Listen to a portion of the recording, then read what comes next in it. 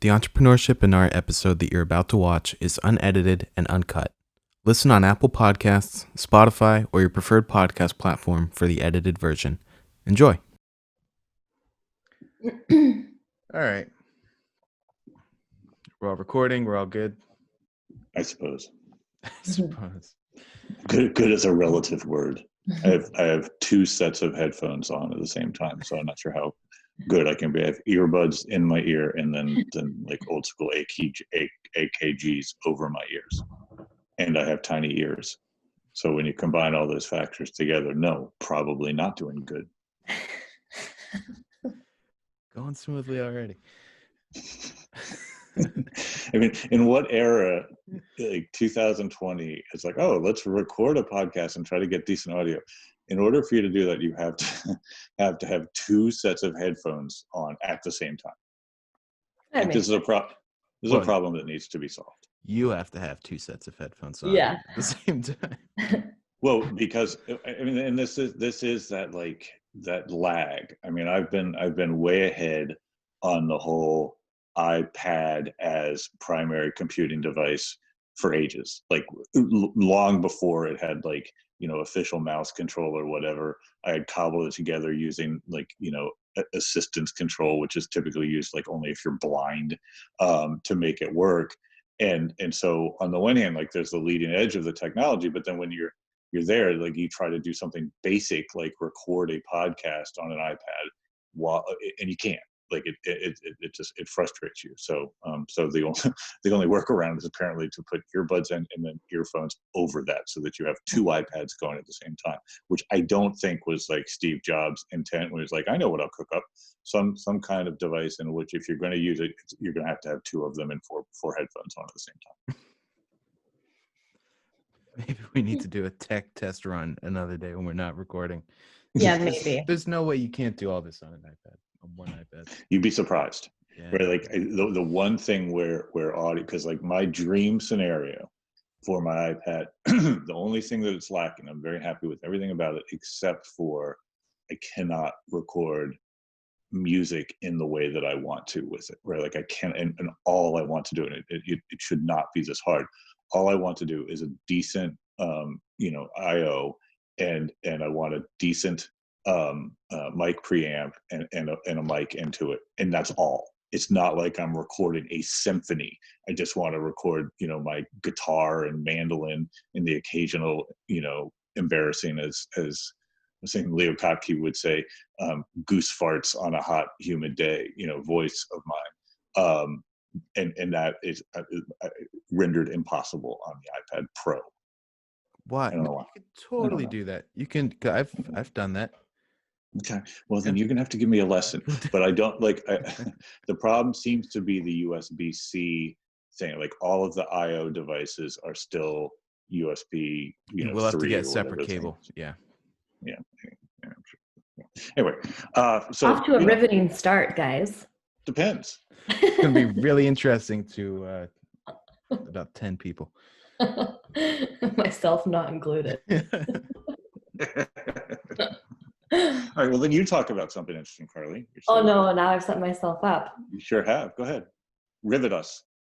Well, I don't want to jump ahead, but I am very excited to talk about what I did yesterday. We'll do it.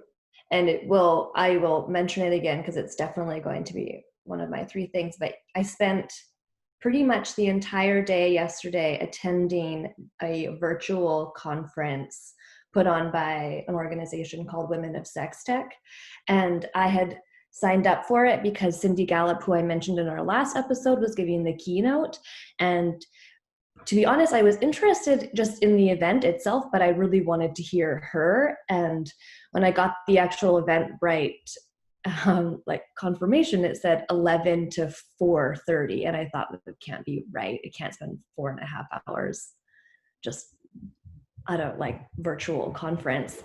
I was glued to my computer. I did not leave the whole time. And I wasn't sure if she would kick it off because sometimes keynotes aren't always at the end. So I joined at 11, and I really was glued until my computer until like 5. It was so interesting. It was so diverse, and I'm just excited to talk about it. It was so cool.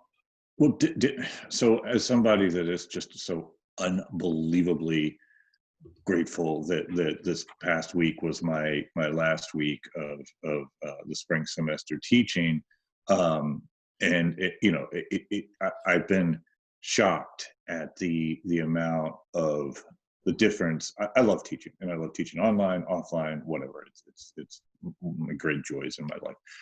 But typically, like when I'm teaching in a classroom, when I'm done, I feel energized. It's like that Myers-Briggs thing where they say, you can tell if you're an introvert or extrovert if when you come home from a party, you're energized, you're an extrovert. If you're fatigued, you're an introvert. They do not have the box that I always want to check, which is if I come home from a party, I want to lie down in a fetal position and weep. But when I come home when I leave a classroom in real life, I'm usually pretty, like, I feel great. Like but my Lord, doing it online, I feel like I've just been hit over the head with a baseball bat. And that's typically, Monday, Tuesday, Wednesday, it's 4 hours. It's 2-hour classes. So I am very interested to know how, and I think there's no scenario in which I'm keeping my students riveted during that time, as much as I try. So I love to know how they did this that kept your attention. I imagine the subject matter generally, but were there also just like ways in which, because I think everyone's struggling how to make these online events riveting, as you say. So what made this one so riveting? Well, the big difference between what I did yesterday, what I attended, watched, I'm not sure what the right verb is for these kind of things, juggled, participated in, the speakers all spoke for 15 minutes. That was it. So, I mean, you speaking for 4 hours is quite different than listening to, and I don't know, here's a quick math question for you. If you have 5 hours divided by 15 minutes, there was a ton of different speakers and content. And so the 15 minutes, I thought when I 30, by the way. Perfect. When I saw the schedule, I thought, it can't be right. 15 minutes, but can you get across? But they just packed those 15 minutes in, but it didn't feel rushed either. And so it was really engaging because you didn't really have time to get bored. In fact, like, I didn't really plan accordingly. And so I was really hungry at one point. I didn't eat breakfast, and I brought my computer They down. Didn't serve snacks? Yeah, I put my headphones in and I was like shushing my dad. I didn't want to step away from it at all. I made a sandwich and I actually recorded it on my phone because I was worried that I wouldn't catch everything that speaker was saying. Oh, that's funny. I thought you recorded the making of the sandwich on your phone. No, I made the sandwich. It was so incredible. I recorded it. No. It's going to be on an Instagram story later. By Allison Roman. But so I recorded it because I didn't want to like miss a minute of it. And I guess it's just because of the people and the content that they covered, but they did such a good job. They had, I think the largest amount of attendees I saw at any time was like 545. Wow. But they were planning to just do like a webinar type of thing. They were thinking like a handful of people. And it was interesting because like the traditional platforms that you would do this kind of thing weren't available to them because it violates the terms and conditions of YouTube, what do you mean traditional platforms? Because it has sex in the description. Like, there was nothing not safe for work. There was no nudity. There was nothing. But because of the description of what the women of sex tech do and the content matter, but it also was talking about there's things that are, like banned on different platforms that don't really make sense. In fact, one of the things that I learned is like a hashtag that's banned on Instagram is, I can't remember if it's body love or self-love, but it's like a body positivity thing, and it's banned because then there's like maybe a nipple or it's like the female body. And so they did, I actually can't remember the platform, but they spoke about that too. So like the topics that they spoke about ranged from like censorship online to IVF and miscarriages to abortion access during COVID, which was also really interesting. A lot of I states thought right about now that. are Yeah. pushing through legislation because people are busy and distracted. But the whole wait. I'm sorry. I'm loving everything about this, but I have questions along the way too. So, first off, what was was it Zoom? Like what did they use no, as they couldn't use Zoom and they couldn't use YouTube. So what did they use? So they used, I think, Crowdcast. See, I don't even know what that is, but Yeah, I'd I never think heard it's of it either. yeah, it's important to like share information about these things. Particularly, I mean, that sounds really successful in terms of a platform, and also like the workarounds with Zoom because of Zoom bombing and everything. And then also you said that there were 15-minute little chunks, and I think that's smart also because like people can't listen to somebody prattle for that long. I'm doing the thing for a consensus or whatever it is coming up in a week. I'm doing a talk and they're doing the same thing. It's like I think it's less than that. You got 10 minutes to talk about something. But then you were saying, oh wait, now I lost my train of thought. So you were saying that there were certain topics that they could, the abortion thing. Yeah, I mean, I've thought about that. It's like, I mean, you can't all surgeries or whatever, anything non-COVID related, elective surgery or whatever has been put on hold. And I was thinking the other day, it's like, well, what if you had something like abortion? Like what does one do? And now you're saying states are pushing things through during this time? Yeah, so she gave a list of, I can't remember how many, but it was like 18 states or something huge. Amazing. And horrifying. That are able to get legislation that through. Have pushed through restrictive legislation. Yeah. Well, that's the opposite of what I was hoping. I thought they were pushing through legislation. They're making it harder. Of course they are. See, this is the police state thing that's just terrifying to me that's going on now. The ways this is so Foucault, crime and punish, discipline and punish, where it's just, going to absolutely overreach with respect to rights while everybody's kind of sleeping. It's terrifying. Yeah. What did she say about it? Well, she was saying like, write your representatives. Like, this is crazy what they're doing. But the whole like the overarching theme of the conference was the impact of COVID on. I'm going to read it so that I don't misquote it. To raise awareness and demonstrate the impact of COVID-19 on the intersection of human sexuality and technology was kind of the theme, the topic, but there were so many interesting parts of it. And like, I hadn't really thought of the legislation piece. There's also this piece of legislation called Earn It. I don't know if you guys have heard of it. That's trying to be pushed through right now is kind of an extension of FOSTA and SESTA, which I have heard of. And apparently it's also being used to target online sex trafficking, but really at the core of it, tech companies are getting involved in this, in the Earn It Act, versus they did not have anything to say about FOSTA and SESTA because they think apparently Barr is like very against, and his first name always escapes me, end-to-end encryption. And Attorney General William Bill Barr? No, like the Barr, like the... Bill Barr. No. No? Okay. I don't know. Okay. Maybe William Barr, I don't know. Anyways, that the effect of it would be like reduce end-to-end encryption online, but under the guise of this, like, we're doing it to protect people. So tech companies are getting involved in kind of speaking out against this. But there was, there was a woman that talked about how to protect your sex toy business during these times. There was talks about like how to prioritize a healthy sex life, whether you're single or like dealing with kids in quarantine.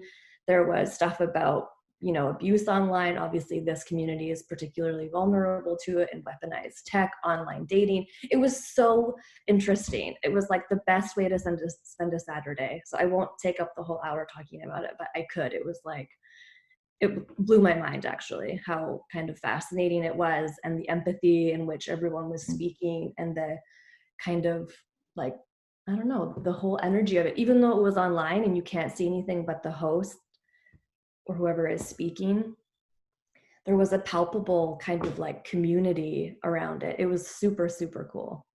I love that. I mean, that's always the thing that, as you say, that sort of palpable community that can emerge, where, you know, when a topic and the right group of people get together, who was it, Clark's law, right? Sufficient technology is indistinguishable from magic, right? And that rattles around in my brain all the time. And you know, when the technology disappears, and that can be, I know it deeply from classroom experiences, where there'll be this moment where the technology, such as it is, just disappears in the room and all that. And I've had a couple of those moments, you know, teaching even online now, where, you know, and you can, everybody senses it, all of the students sense it. There's that just kind of moment where that the technology disappears, and then that palpable sense of connection or something happens. And you know, I'm constantly looking for ways, because I think it's much easier for that to happen in a non-online setting. But I'm deeply interested in ways in which technology can try to facilitate those moments. I think there is, I keep going back to this like third space, this was there like a chat thread along the side, Carly, or was it more just like one person talking and then everybody listening? Was there any other? There was a chat, which they kept saying, please don't engage in the chat, because they were using the chat to speak amongst the speakers, which was very like only to get them kind of set up, and then to share their bios. And what was also cool about this is like the moderator, this woman SX Noir, would say who was coming. They would share the bio in the chat feature, and then they would also share like their Venmo or however you could kind of pay, because it was a free conference. But they were saying like tip them, you know, like there was. I want that. I like. Pay. Yeah. I mean, it feels like I'm just like, there's not a day where I'm not doing some webinar. And yeah. I'm kidding, but like, you know, I actually don't want, but I would love a way for people not to Venmo me money, but rather to direct it to something. Like, I mean, I'm not kidding, where it's like, I've got, I think 2 today that I'm jumping on some, you know, webinar to talk about something or other. And again, I don't want, I'm sure I'll take the money, but I would just redirect it. Like, that's an interesting idea. There should be a way for speakers or whatever to redirect. Like if I'm doing some prattle somewhere, and I could be like, yeah, Venmo this to first responders or whatever. That would be awesome. Well, there was an interesting example of it. This one woman, Norma Buster is her name on, that she shared on yesterday during the conference, and her Twitter, I'm not sure if that's her real name or not, but she works for a law firm, I think. I'm not sure which city actually, so I won't even say. And at the end of hers, she said like, her Venmo or her kind of request for payment was going to the law firm's pro bono kind of efforts. And they do a lot of cases that they go after big tech, they go after like things like revenge porn, online abuse, like a lot of survivors of different forms of abuse, however that may look. And so she had said like, I don't want anything but, you know, contribute to our pro bono efforts here. So there's different people. I mean, I think a lot of the people, you know, there was like sex workers as well, which they're just looking to be tipped, or it's their time. I mean, it's like they're sharing their knowledge. So I think that was actually a kind of a cool setup too. And the expectation was that, yeah, this is free. The spirit behind it is one of, you know, just sharing this, but it's their time too. Why is their time not worth money? Absolutely right. Like tip who you like. You don't have to tip all 30 of them, but you have to, you know, also contribute some kind of financial backing so that things like this continue to exist. But it was cool because there was like a break, and then I promise I'll stop talking about it. And I want to talk about what you guys actually wrote, because I don't have anything that I can even, gotta be better this week. But you're a free writer. There was a like a performance at one point. There was a little bit of a break, and there was, a woman. What type of performance? She sang and played the acoustic guitar. Right on. For songs, yeah. Her name was Valley Latini, and then at the end they closed out after the keynote. This woman, Jack the stripper, who's a stripper and an author and a comedian, did like a little like comedy thing. It was really kind of diverse, and so it was fun. It sounds really, really well articulated, really well curated, and then also I love the fact that it's one of those topics that needs so desperately to be normalized, to be talked about.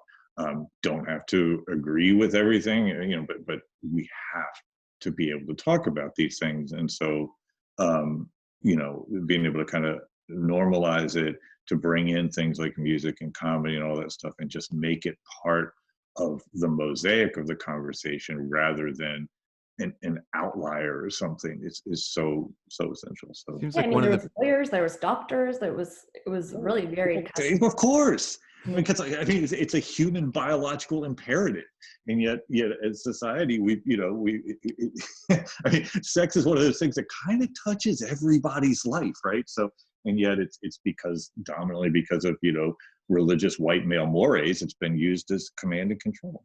The fact that you can't have these types of conversations or organize this community on the platforms everyone is using, that's an immediate barrier to exactly being part of normal conversation. Yeah. Right. And that's sorry. No, you go ahead. I think I may have lost my train of thought anyway, sorry.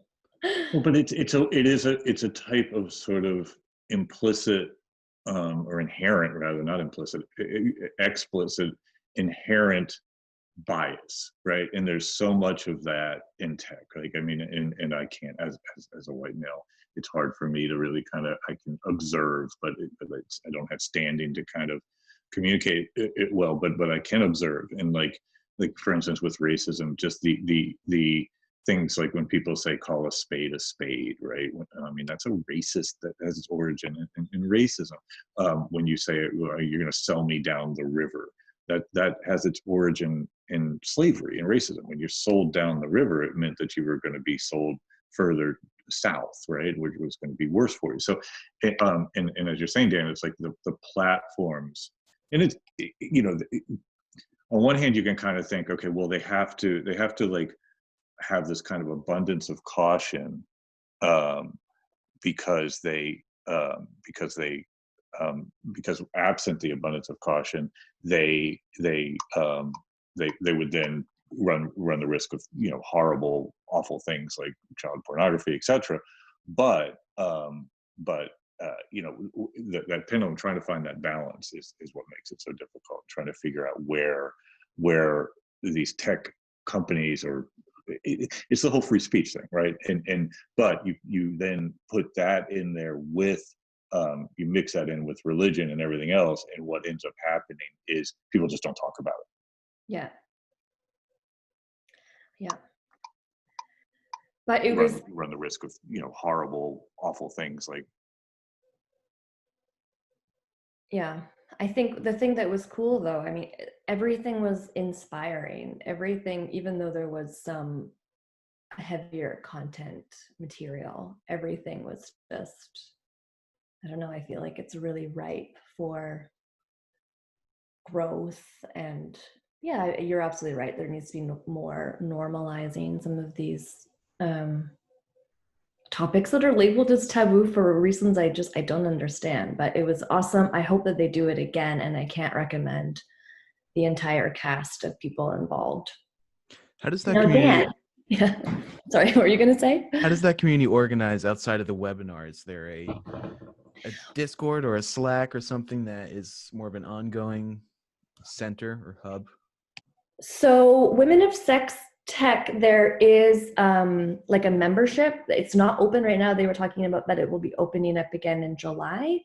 But I mean, this was the first conference that they did, and I don't think that they'd even done webinars before. This was just a response to what's happening right now, and a way to kind of bring the community together to talk about some of these things. But I think it was also kind of interesting because I follow Cindy Gallop, and that's how I heard about it. I follow women of sex tech and other people who are in that community, but it was her that pointed it to me, and it was kind of cool. She's like, I didn't realize, seen as kind of the fearless leader of the entire community, Cindy Gallop. She kind of brought a lot of these topics into into discussion. She had a really popular TED Talk like 11 years ago, and a lot of these ideas, her own company came from that TED Talk. So I think it's kind of the individual people that were involved, and I think because there was so many different types of women, that's also how it had the turnout that it had. Because I mean, if you're asking like a doctor in New Jersey and a writer in Australia, and you're kind of tapping into the individual's own networks, and then they're connected as a network. But it was just kind of tweeted, and actually, to go back to the chat feature, they kept saying like, please stay off of the chat because we want to keep it kind of like a clean space for bios and everything, and not have it become too messy. And they just kept like pushing all conversation over onto Twitter. And so I do think that Twitter is a huge platform for them also, just to spread awareness and connect with people and communicate with each other as well. I think Twitter is probably one of their most important platforms. Interesting. Yeah. But should we talk about the great pieces that you guys put out this last week? I mean, I know I don't have anything new to talk about. There's stuff in the works, but George, you had another Forbes piece, and Dan, you put out the part 2 of the Remote Musician's Handbook, which I think is chock full of. I guess I did. Yes, you did. Written Did you a forget? month ago. Well, yeah, because it's just I need to keep on putting that out in parts. Mm-hmm. But George, let's talk about the Forbes piece. I think that's more timely. I guess. I mean, I think yours is much more timely. I mean, for me, it was, I've been thinking about this whole idea of I'm trying to be very prescriptive in my writing. I always try to be, right. I mean, I always try to write. I mean, because I generally sort of write think pieces, but like I want them to have some kind of.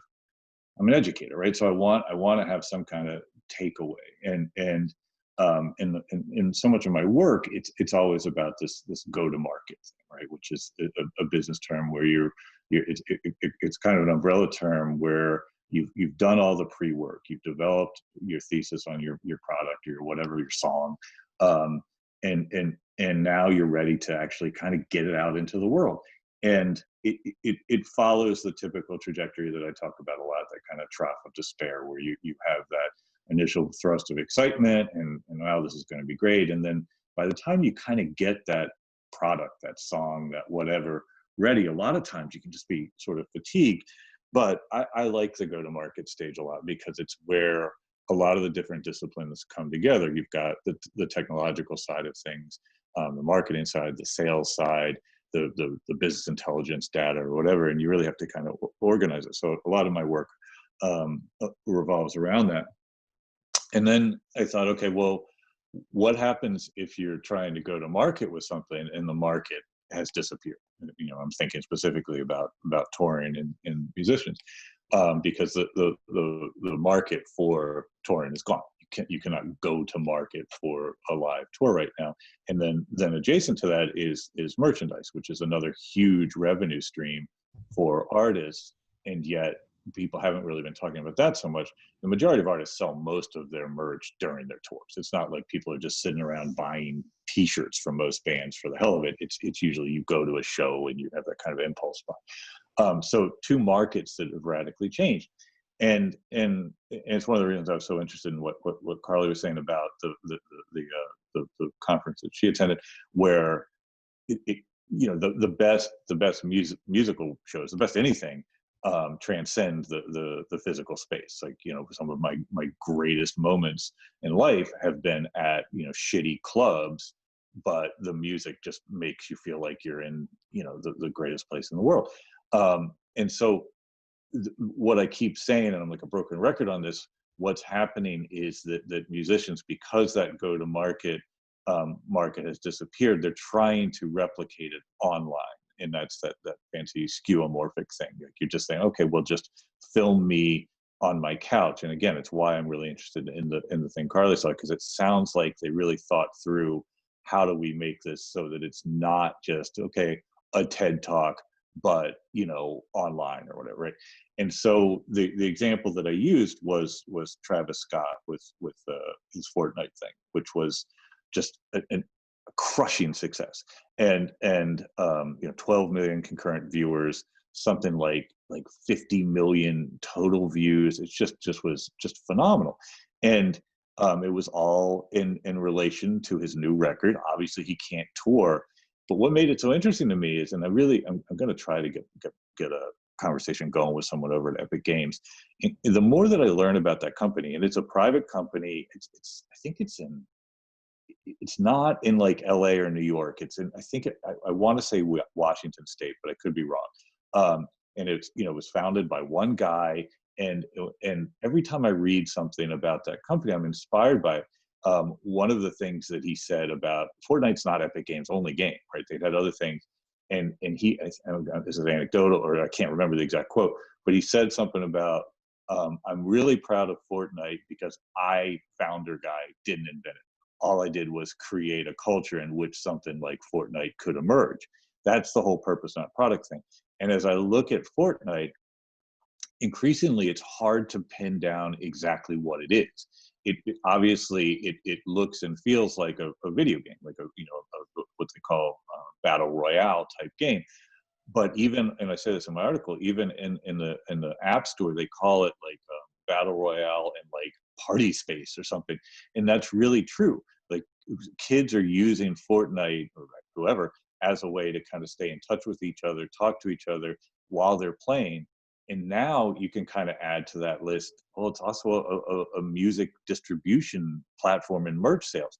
And they've done it very iteratively. Travis Scott was not the first one, right? It was Marshmello and Weezer, and both of those were really skeuomorphic. They were like, okay, and here's Weezer playing, in Fortnite, which, okay, I guess that's weird, and it worked kind of. The Travis Scott thing was not at all like him playing some show somewhere. It was this massive, Travis Scott kind of wandering through it was amazing and just not skeuomorphic, just this collision of different things. And then you think about the number of skins, which if you're not a Fortnite person, those are like the merch, really. I mean, they're like the attire that you can buy to dress your player up, your avatar, whatever. Fortnite's private, so we don't know how many they sold, but millions probably. And what's the cost of goods for making a Fortnite skin? I mean, you got to do the design on it, but it's not like a T-shirt that it's going to cost you something to manufacture that thing. So it's a real good example, to my mind, of reassessing the market and thinking about a go-to-market strategy from a different type of perspective. And I end the piece saying, it's not typical for markets to just vanish overnight the way the touring market has, and many others because of COVID-19. But markets are always changing. Markets are always evolving, and you have to constantly be reassessing your go-to-market strategy. And the other thing is, and I don't talk about this in the piece, but like you can often get kind of disproportionate benefit from being early to some kind of new market, right? Like Travis Scott is going to own that Fortnite thing, and all other artists that go after him, it'll be harder for them to achieve the same level, certainly of press around it. So as artists, as entrepreneurs, as companies, you want to be looking to those new potential kind of what you would say is like orthogonal markets that collisions, things that you wouldn't think necessarily would be straight line connection to your market, but something new. So that's what the piece is about. I do want to try to follow it up with an interview from somebody over at Fortnite. I think it's interesting because it aligns really well with part 2 of Dan's book too, because Dan, if you could speak to it, I mean, you talk about attracting new fans by using things like Twitch and TikTok. Maybe you can talk to us about some of the stuff in part 2. Yeah, it's interesting. I keep on my struggle with the Fortnite Travis Scott thing is it's a great model. It's so hard to replicate. You can't have Sure. any indie artist. It's like, oh, well, I'll do a video game activation, right? So it's what is the Right. indie or DIY equivalent where it's still unique and novel enough that it's exciting, but it's also accessible. And Mhm. You did right. I mean, I remember, I'm old enough to remember when Radiohead did In Rainbows, and they said, pay what you will, and for them, it was this just smashing success. And every artist, and I was teaching and managing artists at that time, everyone's like, oh, I want to do that too. I was like, no, you can't, because you're not Radiohead, right? But that gesture that Radiohead did change the culture and did cause artists to rethink their pricing. I mean, essentially, it's Bandcamp, right? I mean, if you look at the trajectory, and Bandcamp's crushing it, but Radiohead's name what you will, pay what you will model within Rainbows. There's a logical progression there to Bandcamp, which is like, well, artists, you should make a set price, but then people can pay on top of it. So you get that kind of explosive moment of that 0 to 1 innovation, which was, Radiohead doing in Rainbows, and then you get iterations thereof. So you're dead right. Like, unless you are a superstar, you're not going to get the same kind of thing that Travis Scott did. Though, hey, other superstars, get off your asses. What do why does the innovation come on the margin like that? Where were some of these bigger superstars? And it's because of Innovator's Dilemma. They're too scared. Fortnite's dumb. Fortnite's for kids. Look, jackasses, you're wrong. So you'll see them try now. Like I'd bet anything that you'll see some superstar, U2 or something, try to, and it won't, but it will, the 0 to 1 kind of explosive innovation will then have this kind of ripple effect where artists will at least start going, maybe I should think about some kind of deeper tie-in with some adjacency or whatever. But you're right. It's not instructive to just go, oh, just do what Travis Scott did. Because you can't. but I think you're right. It might open up the market, and the video game developers might encourage more of that behavior and make it more accessible for other types of activations, or other people that are developing new video games right now might be developing their games with this in mind, of making it more than just a Exactly. game, maybe an Exactly. experience. But you need that flash of inspiration from someone who's willing to take the risk, that has a culture of innovation, and then they reap that benefit, and then other people kind of innovate horizontally. Like Travis Scott and Fortnite just innovated vertically, 0 to 1, and now others will iterate. But they've created this new kind of mindset. And it's really, the music industry, it's very, very bad at licensing of music into video games and everything. It's one of the reasons why I've worked so hard on this Berkeley project called Radar, which is allowing, facilitating the licensing of students' works into currently it's other student films.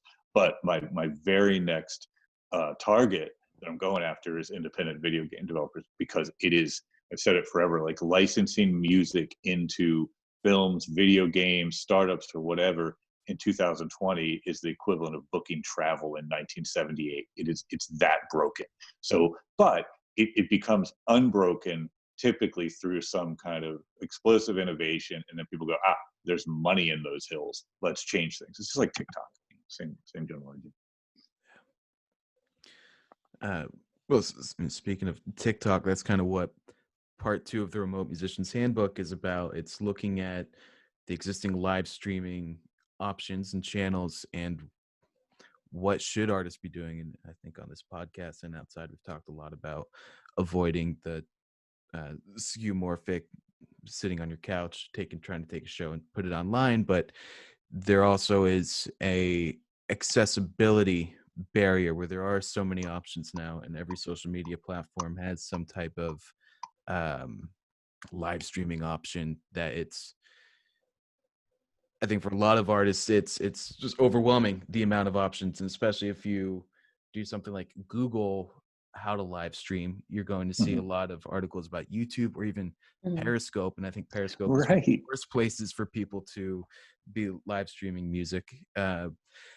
So it's really what I tried to write about is just how to evaluate your audience and decide where you should go live. And the simple option is, where is your audience currently most engaged? It's probably Instagram or Facebook or maybe even YouTube, depending on type of art that you're doing.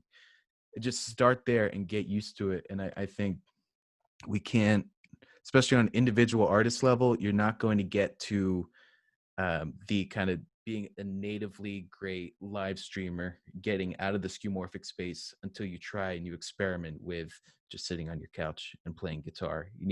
There's like a certain level of experience where you need to understand what the limitations of the platforms are and start to test those boundaries before you can hop out of them. And I think we're starting to see that. So today on Twitch, Chris Shiflett of the Foo Fighters is hosting a kind of mini festival with a bunch of artists, including Brian Fallon, who I'm a big fan of, dude from the Drive-By Truckers. And I'm super curious about how that's going to go. So one of the recommendations that I put in the handbook is, in addition to the platforms that your fans are in, look for platforms that encourage discoverability, and Twitch is one of those. But as George, you talked about, the Willie Nelson Twitch festival was kind of meh, right? Well, but your point was well made about that. It was like, yeah, but I think we kind of worked through it together, where you were like, yeah, why would Willie Nelson go to a platform that's dominantly for video gamers? And I said, yeah, exactly, right? Because then it maybe it opens his music up to other people, which is, I think, kind of what you're saying. But I think, Carly, your experience on the webinar, where it was the 15-minute chunks rather than watching someone sitting in their kitchen talking for an hour, which is really hard to focus through. I'm curious how these kind of online festivals start to go, where maybe it is shorter set times, and that encourages people sticking around for more artists, people not just turning it off and saying, I can't watch any more of this bad audio. And because the festival tonight starts at 8 p.m. Central Time, I think. So it's starting pretty late. So there's like 6 artists. So there's no way they're doing an hour each or something crazy like that. But these are they're younger artists than Willie Nelson, that's for sure. But they're definitely not everyone. Yeah, they're definitely not traditional gamer audiences, although I'm sure there's more overlap there. I think part of it is just iteration, people doing this over and over again, more of these festivals happening for us to figure out what the actual best practices are. And the more this happens, the more kind of time, attention, market share music takes up on these live streaming platforms, the more the platforms will start to build tools to facilitate that and go beyond what we have right now. Well, that's where the innovation comes from, and that's where the opportunity is. I would say it'll be interesting to see. I think one of the failings of a lot of these things is the dissonance, where, in other words, like, and I've written a lot about this, where, I know that we're in quarantine. I know, right? I know, and so I need to not think about that for a second. So if music for me has always been a refuge, right? And I think that's what art is for a lot of people. That doesn't mean that music doesn't make me think or whatever, but holy hell, if I'm tuning in to some live stream, to have that kind of escape's not, because it's not even escape, like you can't escape any of this, but to have some sort of momentary just like decompression, and then you break that spell of like, somebody yelling at me about why I need to be, donate, it's like, I know, right? And everybody knows it's not, and this is skeuomorphic too. This goes back to like Live Aid, I mean, like if you look at that, and the virtue seeking makes me nuts, right? Like the celebrities, they don't have any more, they don't have any standing or knowledge or whatever to do this, and they have these platforms, but they have a platform based on their ability to entertain as musicians or actors or whatever. And this is Dunning-Kruger, like in what sense does that give them standing to talk about scientific best practices? It's out of control, and the dissonance that it causes, where it then yanks you out of that kind of magical kind of space and into, oh man, okay, yeah, I gotta turn this off, because and that's why, I mean, people want to watch like Cheers or whatever. Like, I mean, it's interesting to see like what people are watching during this time. They want something that allows them to give back. So I love this conversation about like the way Carly brought it up about, well, it really, really worked. You were wrapped, you were there. Part of that is the conceptual continuity of, well, this is a talk about, you know, issues around sexuality, et cetera, not sexual, you know, whatever, during COVID, right? So, okay, I got it. That's going to be the thing. You know, tuning into this thing tonight, what is their theme, Dan? I mean, is it just like, here we are, a bunch of people stuck at home playing, or like, is Well, there? we'll see how much they talk about it. I think this is the Yeah. fourth that they've done. They've got a different person that leads the lineup, puts together the lineup every week. But I haven't watched any of the previous ones. This is the fourth, so we'll see. But what you're talking about, George, that reminds me of Parks and Recreation did a reunion episode where it's like all over Zoom, and my girlfriend is a huge Parks and Rec fan, so we watched that. And was it good? When they weren't belaboring the make sure you stay 6 feet away, wash your hands thing, there were moments where it was fun, and they it was all done like virtually over Zoom, and they put that into the storyline. But just the on and on, every single time a new person came on, it was up, don't forget to wash your hands, don't forget to stay 6 feet away. And George is right, it does take you out of it. And it goes back to my piece, like the Travis Scott thing, like, you know, nobody was wearing masks. You know, I mean, it's like, it would have been so bad if like the Travis Scott skin would be like, oh, let me put on my mask. But like, oh, I mean, I don't need that. Like, well, I mean, it's still important to get that information out there. I mean, I'm in rural Pennsylvania right now, and as much as I was kind of willingly beat over the head with how bad this thing is going to be, and everyone around me knew, going into Pennsylvania, and I left Brooklyn early and went to Pennsylvania like 6 weeks ago now, which is crazy. People weren't taking it seriously here. It's a choice. Needed to be yeah, it's a choice, but also it was less of a part of the conversation, at least at the time. And now there are laws that are forcing it, but yeah, probably best not to go down this road too far. But but one thing I want to add too, I think, you know, you just said, George, that there was like a theme about, okay, this is directly related to the impacts of COVID. But I think the spirit behind what I attended yesterday and what Dan will attend tonight, it's also just like little bursts of inspiration. Like, I didn't feel like it was a talk where it was, I mean, and no one said anything really about like wash your hands, or there wasn't that kind of element to it, but it's just about kind of breaking up the monotony of like the Groundhog Day that we're all living. And it's just a little bit of inspiration. It's interacting with people, whether it's just listening or whatever kind of I get that. With, yeah. It's just like a pedantic nature of it. Like the stop being pedantic, you know. Makes me nuts. Yeah. All right. So before we go into our three things, I wanted to bring up a mini segment. Because George, I'm sure you've made a purchase. Bandcamp did another. It's actually hard to hear you right now, George. I'm gonna have to adjust your headphones. I don't know. Oh, there it is. Yeah, right. I have 15 pairs. Bandcamp did their no fee sale. I wonder if you guys got anything good. Of course I did. On Friday. What'd you get? I got a drive-by T-shirt, and I got they've got like they had a new song, and then they have like access to their live shows. But yeah, so I was all over that. Oh, they had access to the live shows through that?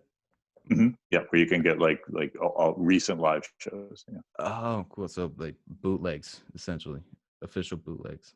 Exactly. Yeah, exactly. I love Dick's Picks type things. Yeah, me too. But yeah, I'm looking forward to the T-shirt, and again, it's sort of pedantic. It's got like a stay 6 feet away thing on it, but it's, you know, also got that West Freed art that's so badass. So I did. What'd you buy? I got a few. Julian Villard, who's an artist I've been a fan of forever, and I got to work with him a little bit a few years ago. A couple years ago, he put out a Sad Dad EP, which is songs about him coming to terms with being a dad and not not just a musician anymore. And it's produced by Alex Deason of the Damn Wells, who I know I'm another fan of. Couple Noah Gunderson EPs that I didn't have. Some of Look at you. acoustic stuff he had put out.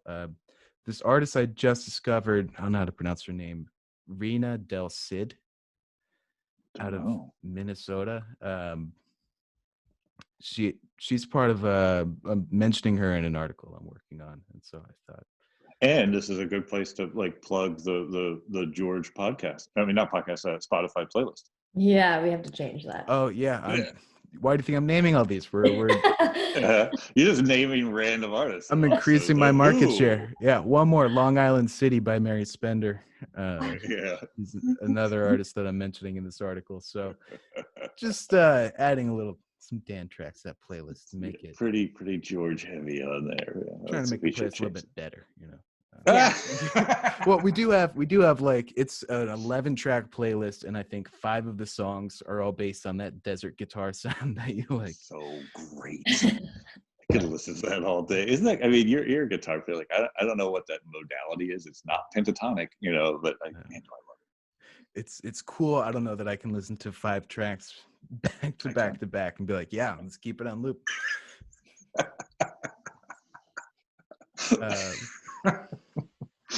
All right. Well, all right. Go ahead. Carry on. All right. Let's do our 3 things. Carly, you can kick it off. Okay, so the first half hour I feel was devoted to one of them, but the Women of Sex Tech conference is a huge kind of hooray for me this week. I've also started. I joined a masterminds group. A girlfriend of mine who has a consulting company called She Can has started doing online or virtual mastermind groups. I mean, I of course wanted to join one when she started doing them, but they were in person and she's on Vancouver Island. And then even with the time difference, it was always too difficult for me to try to participate. But I've been doing one with her. I think we only had our second session. It's like once every 3 or 4 weeks. We get together, and I had another one, the second kind of meetup last week. And I love it. I just love it so much. I think it's such a cool thing. I mean, it's like kind of part coaching, part knowledge sharing, and there's just 6 of us, including Lauren, who runs it. And it's a super diverse group of women. And it's just like we're kind of keeping each other accountable. She makes us set a goal every month. And I think because we all have really different backgrounds, it's just been really cool. And so that's definitely one of my 3 things this week. That's great. Yeah, I think, and it will go on for there's 6 or 7 sessions. I should know some of these things, but I don't. So it will go on for a while, and I think that's also cool too. Like once a month, but over a longer span of time like that. And I've been using it to kind of set goals for my own writing, and it's been really helping me and working. But I just love the concept. Like this last week, we spoke about how to combat negative self-talk, for example. Like there's these things that she kind of walks us through, but then everyone shares about, you know, kind of their own careers or what the challenges are that they're facing, and everyone is facing kind of a litany right now. And then I actually do want to bring up an artist that I've been listening to like on repeat. Yeah. Jessie Reyes. Do you guys know her? No, I don't think so. She's Canadian, I think, and I was thinking about it today because I wanted to mention her, and it's driving me crazy because I can't remember for the life of me how I was introduced to her. But she... Same way everybody's introduced to new music through a friend. I think whenever I've talked about her, I'm the one telling people about her. I cannot remember how I came across her. I think it was just somehow online, but I can't remember the path that led me to her. But she just put out a new album actually almost a full month ago, I think. But she's so good. She's I love her. I don't know what it is about her, but I can actually just listen to her also kind of on a loop. She's won some Junos, which are Canadian Music Awards, and she was nominated for a Grammy this year. I think she actually toured with Billie Eilish and like opened for her for some shows, and that's how she got a bigger platform. She's from Toronto though. And so yeah, she's amazing. I can't remember what her Grammy, I was trying to figure out. Oh, Best Urban Contemporary. She didn't win, but she was nominated, which is awesome. But she also put out this she kind of like did a spin on Patsy Cline's Crazy, but like with her kind of Willie urban. Nelson's crazy. Pardon? Willie Nelson's crazy. Okay, but it's Patsy Cline's. Yeah. And pardon? Patsy's rendition of Willie's song. That's what I said. Yeah, that's what I was agreeing with you. And it's so good. So we'll add that to the playlist as well. Love it. And Dan, what about you? Let's see. Oh, Holstein. You guys have definitely never heard of Holstein. So this is one of those things I discovered and ended up paying for Holstein stuff through the magic of the internet. On Instagram, I follow a small amount of hashtags. You can follow hashtags. You see certain topics pop up, and I forget what hashtag it was that made this guy pop up, but he was playing this song on guitar. You just see his hands on the guitar. You mean Rammstein? Holstein, Holvsteen. Yeah. Is it Rammstein doing Hold Steady covers? Oh, that's interesting. But yeah, so this song this post came up while I was flicking through Instagram, and it was awesome. It was this great little riff. So I went to check out his profile, and I found that post. The song is called Hippo Emoji. It's 2 hippo emojis, and I was like, I need to learn this. It's a style of guitar that I don't normally play, and I thought it was awesome. And right in the post, he said, "Tabs available on Patreon," and so now I'm $4 a month in for his Patreon, and he's posting short but very difficult songs every week. And yeah, that guy is gonna make $48 this year because some dude discovered him through an Instagram hashtag. Does he do any desert blues? No, it's all kind of finger picking, like Eric Johnson kind of stuff. Yeah, it's fun. My second thing is Dan Mace. It was a YouTube creator, and someone posted a comment on one of his videos last week. It said, "Bet you can't make music using a brick, you tool." And so he took up the challenge, and he covered The Weeknd's Blinding Lights using only bricks. And this is part of a ongoing thing he does called Seeing Sounds, where he takes everyday objects, in some cases tunes them, like takes basketballs and deflates them so they, when he bounces them, they resonate at a certain frequency or pitch. And he's just super creative and clever. He's done the Fresh Prince of Bel-Air theme song using only basketballs and stuff like that. So that was cool to see him rise up to that challenge and take on a troll in a very creative way. It's like Harry Parks, right? Harry Parks, like a big Tom Waits influence, but like would just make music out of just banging things. Yeah, well, and this guy's cool because he's an award-winning advertising video director, and so all of these series have very creative video elements to them. Harry Parks just did not. It just hit stuff. Yeah. My last thing is the Middleditch and Schwartz Netflix special. Wait, say that again. What? Thomas Middleditch and Ben Schwartz, the 2 actors. Thomas Middleditch. Wait, don't tell me. He was in like, You just broke up.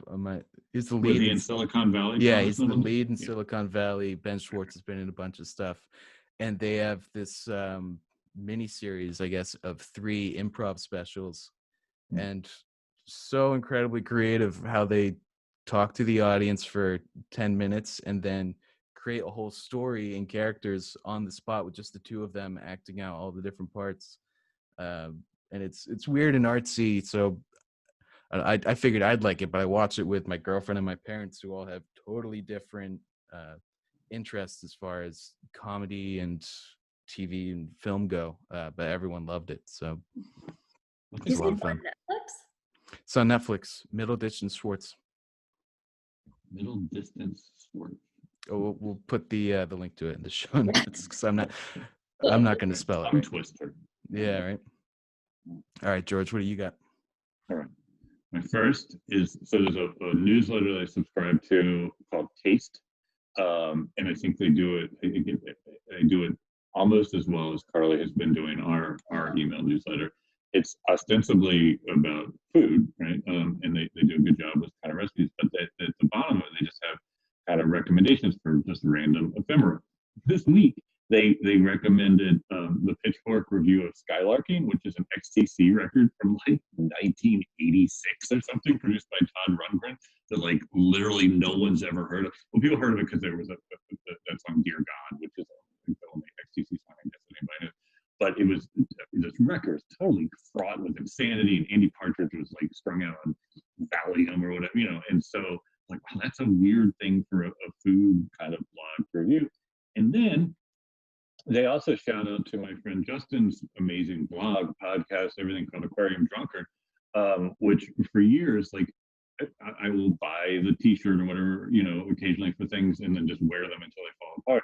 And I mean, Aquarium Drunkard's been around forever, so I'm like, and then they had a recipe for tuna confit, which is, and so those things together, I'm like, do I write the Taste newsletter? Like, it's so weird to have these, you know, these records and sites and food that are so up my alley, and just impossible to imagine that those three things would overlap for anyone else. But it's a great kind of newsletter, ostensibly about food, but just, you know, they also apparently XTC, an obscure podcast. Awesome. Speaking of obscure podcasts, my second thing is the Cocaine and Cowboys podcast. I've been, you know, dabbling in the Willie Nelson kind of through line of this. You're gonna say dabbling in cocaine. I guess just leave that one lie. I've been dabbling, mostly meth, and I've been like sticking my nose into the Cocaine and Cowboys podcast periodically, and I won't say why that I've struggled with it. I will let anyone who decides to listen to it come to the exact same conclusion of why they've struggled with it. But if you can get over the same thing, that we will all struggle with it, even if you don't care about old school country music, it's so fascinating. And the stories are so crazy. And so, I mean, dude, it's like, I love the personality, because it's mine, of I'm going to go so deep on such like minutia. And so he does 6 hours on the song Harper Valley PTA, the great Tom T. Hall song. 6 hours on that one song. And he's done at least 2.5, maybe 4 hours on Buck Owens, whom I've always loved. I've always thought Buck Owens was, you know, the whole Bakersfield sound and everything. But there's so much in there that I learned about Buck Owens. One of them, which was Merle Haggard, was in the band for a while. Like, and you know, Merle Haggard's just out of prison. He was just in, you know, what was it, the prison? I can't remember the name of the prison, but just in prison. And then, you know, he plays bass for and then Merle Haggard named the Buckaroos, and goes on and on in great lengths about the great guitar player Don Rich and the way that they played together. And like everybody talks about, you know, Mick and Keith Richards, and to my mind, Mick Taylor, but some people would say Ron Wood, that would be wrong. But Mick Taylor and Keith Richards, the way they could kind of like intuitively play, and Buck Owens was together. Buck Owens was convinced that he and Don Rich had been brothers in a prior life. And when you listen to them playing together, and even if you don't like listen to the instrumental records, the Buck's Bounce, the Buckaroo, or whatever, it's astonishing the way that they play together. It is like just this weird kind of mind meld. And then lastly, as an educator, he knows his shit about kind of music publishing, and just the music business generally. So it's a good way. I'm going to try to, you know, introduce it to my copyright law students as a way to kind of learn about some of these things, because inevitably every one of these musicians either was on the side of taking advantage of someone or getting taken advantage of. Like there were no equitable deals. And then my third thing, as all of us who've been cooking, but so I've been trying to recreate. There was this restaurant in New Orleans called Stitches, and it was only there for like a year. It was only there. It didn't come back after Katrina, but it was this little shack, and it wasn't a shack, but it was just a sort of dive But it had the most amazing seafood, and it kind of came on the map. It had been around for like literally 100 years or something. But Ahmet Ertegun, you know, a kind of arbiter of taste and founder of Atlantic Records, in the 70s or something, rented it out for a private party, and that kind of put it on the map. They never advertised. It was all kind of Net Promoter Score. You'd go down there, you'd stand in line for like 2 hours to get in there. And I bought their cookbook ages ago, just you know, just I wanted to have it as sort of a reminder. But I started to kind of cook my way through it, and so I've been making this thing called Muddy Waters, which is essentially like etouffee. So it's like a roux, but then they smash anchovies into it, and it's just unbelievably great. And then I've kind of added to it. But then as I do go into the minutiae, I was like, I need like research this. So I go online and I'm just Googling for Google searches Muddy Waters, and I come across a PDF of an interview between Gail and I think Anthony were the names, was a husband and wife who ran the place in like 2005, talking to this reporter, and it's like an oral history, and just like that Meat Puppets biography that I talked about a while ago, it's riveting, and it's huge. It's not edited at all. Like Gail starts every one of her sentences with "in other words." Like most people will say, okay, well, this table is wood. In other words, it's a table. She just begins every sentence with, in other words. In other words, this table. And it's clearly like a vocal kind of tick or something, but they don't edit it out. So every one of her sentences starts with, in other words. But it goes on, and I read it like with tears in my eyes, just, you know, and it goes on and on and on. And it's just two people talking about kind of life in this restaurant, and they didn't for the life of them understand why it was so popular. Like Anthony would be like, he would just like ask us, like, why do you all keep showing up? And there's just something about the authenticity of it. And I mean, some of the recipes are like, squeeze a bottle of ketchup into a pan. You know, it's not like highfalutin cooking. It's really, really, really, there's something great about it. And so it's been kind of keeping me safe. That's awesome. I'm going to start beginning my sentences with, in other words. I like that. In other words, you're off the podcast. Yeah, it's so confusing. Because people that listen that they just missed the first. Yeah, I love that. But the whole transcript just begins like they'll say, well, Gail, where did you come up with this recipe? In other words. All right. In other words, I gotta go. I think I gotta get on a webinar or something. All right. Good luck with that. All right. Thank you all. It's fun, guys. Bye, guys.